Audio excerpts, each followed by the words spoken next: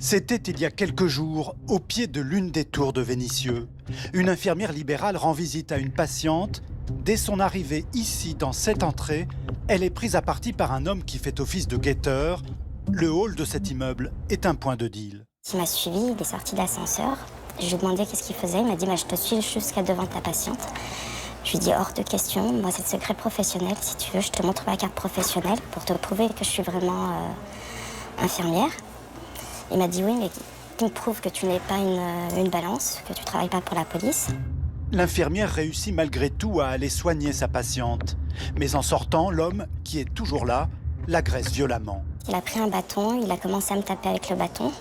Après, il m'a attrapé par les cheveux, il m'a mis dans un coin à l'abri des regards. Et il a commencé à me mettre la tête au sol en maintenant mes cheveux et à me donner des coups de pied, des coups de poing. Ça a été très, très traumatisant. J'ai eu l'impression que ça avait duré des heures et des heures. Je m'attendais jamais à avoir un truc comme ça. Ça me fait mal parce que je me dis, c'est arrivé à moi, ça peut arriver à d'autres collègues à moi. Son agresseur a été arrêté. L'infirmière souffre d'ecchymose et d'entorse au cervical et au poignet. En 15 ans de métier, c'est la première fois qu'elle est attaquée physiquement. Des conditions d'exercice qui se dégradent sur fond de trafic de drogue.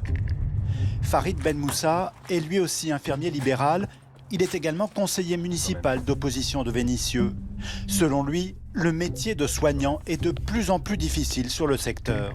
Tous les infirmiers sur Vénissieux, on a cet esprit, les infirmiers ou les professionnels de santé, on a tous peur de la mauvaise rencontre. Ils vous demandent d'ouvrir votre sacoche, ils vous demandent qui vous êtes, où vous allez, à quel étage, ils vous accompagnent pour vérifier l'étage où vous avez. Face au risque, certains exercent un droit de retrait.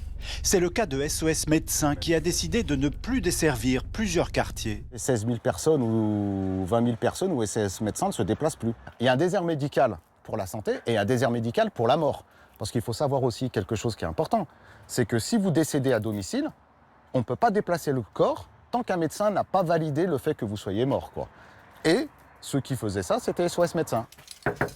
Cet autre infirmier, lui, a décidé de continuer malgré tout. Bonjour tout le monde, ça va? Je vais vous piquer aussi le doigt, mais avant, je vais vous prendre l'attention.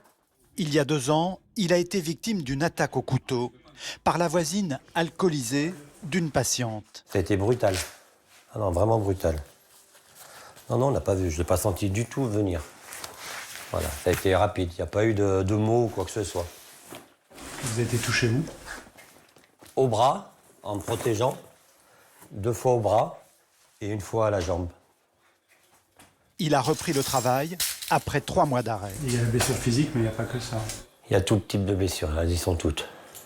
Mais elles sont à l'intérieur et puis de temps en temps elles lâchent. S'il a repris, c'est aussi pour ses patients qui craignent de se retrouver dans un désert médical.